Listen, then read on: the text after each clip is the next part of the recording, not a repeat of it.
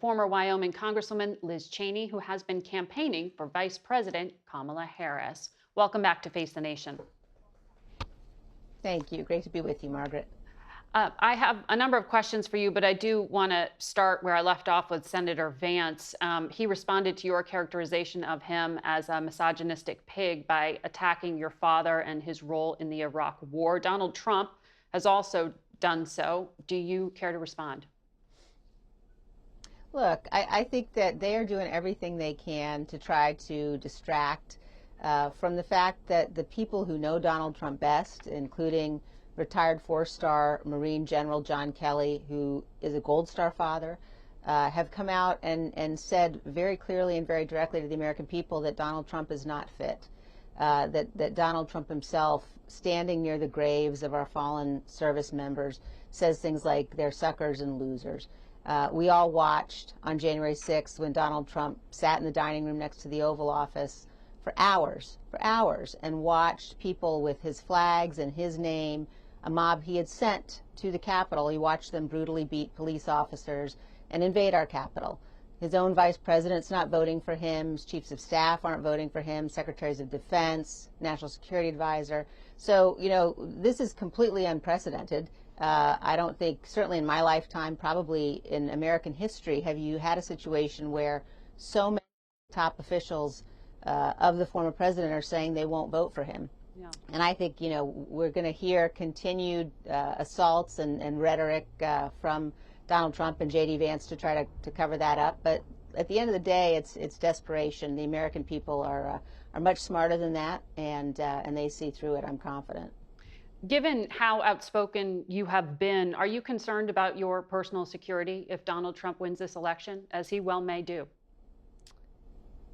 Look, first of all, I am very confident that Vice President Harris is going to win this election. It's what we're seeing all across the country, the kind of absolutely unprecedented coalition that's coming together to support her. You know, we're all going to run through the tape, and nobody is overconfident here, but I do believe she's going to be the next president of the United States. And I think that Donald Trump has ushered violence into our politics in a way that we haven't seen before. Any violence is unacceptable. Certainly the assassination attempt on the former president was completely unacceptable, and obviously should never have happened. But when you have a situation where, you know, Donald Trump suggests that people who disagree with him ought to be put before military tribunals, that the former chairman of the Joint Chiefs of Staff should be hanged for treason, and his running mate, you know, doubles down on it, you know, I think that tells you that you're dealing with a man who doesn't have any conscience, and the people who worked most closely with him know that. And so I'm confident that he's going to be defeated next week. We're seeing a really interesting gender divide in this election. And I know you've been appealing to people to vote their conscience, and you said they never have to say a word to anybody about who they actually do vote for. Yesterday, former First Lady Michelle Obama said something similar. Take a listen. If you are a woman who lives in a household of men that don't listen to you or value your opinion, just remember that your vote is a private matter. Regardless of the political views of your partner, you get to choose. I have to say, it's a little striking. It sounds a little 1950s or 1970s. Are you really hearing from female voters that they're afraid to tell their spouses who they're voting for? Yeah, you know, what we're seeing is so important and so interesting. You're seeing a real coalition of women who are pro-life and pro-choice come together to support Vice President Harris. And that's because we've seen some of the draconian laws that have been passed in places like Texas and North Carolina that are preventing women from getting life-saving health care, preventing women from getting medical care that, you know, will ensure that if they have a miscarriage that they can have babies again. Just fundamentally a set of circumstances that can't be maintained. And so you have a growing coalition supporting Vice President Harris. You certainly have had many Republicans who are speaking out to endorse her, which again is unprecedented. And there are also many Republicans and independents who are saying, look, you know, I don't want to bring the wrath of Donald Trump and J.D. Vance down on me, so I'm going to vote my conscience. I'm not going to talk about it. And we obviously encourage that. Your vote is a secret vote. You should do what you know is right. And I think you're going to have, frankly, a lot of men and women who will go into the voting booth and will vote their conscience, will vote for Vice President Harris. They may not ever say anything publicly, but the results will speak for themselves. It's an interesting coalition you're talking about in terms of the pro-life movement and where we are now. And you're talking about a coalition here.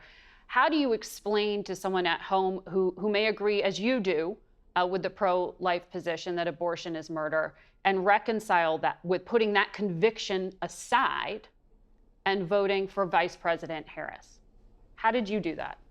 Yeah, I don't think it's about putting convictions aside. I think it's about looking at the reality on the ground of what's happened since Roe was overturned. And again, when you have a place like Texas where women need life-saving care, perhaps it's a woman who's had a miscarriage and she may be bleeding out and she cannot get a DNC. She can't get the care that she needs because there's concern that maybe that care has been criminalized. And, you have a situation also in Texas where the Attorney General is suing. Literally, he's suing so that he can see the medical records of women who have sought abortions. This is coming from people who support Donald Trump, and Donald Trump won't let anybody see his own medical records. So the idea that you've got those kinds of policies and state laws being put in place is really mobilizing women to say, look, you don't have to abandon being pro-life. But this kind of circumstance, this kind of really abhorrent situation where women can't get medical care they need, that just can't go on. Do you think that Vice President Harris going to the ellipse on Tuesday, as she plans to do to make her closing argument, is really the most effective one? Because we see in our polling that on both sides of the aisle, each party is blaming the other for undermining democracy. Why do you think that would help put Harris over the mark and help win? Yeah, I think it's so interesting. I think when you look at the polling, first of all, people have to remember this is the first presidential election post January 6th. And so, you've got, in fact, many of the same people who were promising a red wave in 2022 doing the same thing now. We're not going to see it now. We didn't see it then. And what Vice President Harris has done, I've watched her do it. I've sat next to her on the stage as she does it. She talks about a whole range of issues. She talks about grocery prices. Okay. She talks about women's health care. She talks about Donald Trump's tariff policies, which are massively inflationary. Yes. And at the same time reminds everybody you have to have a president who obeys the rule of law.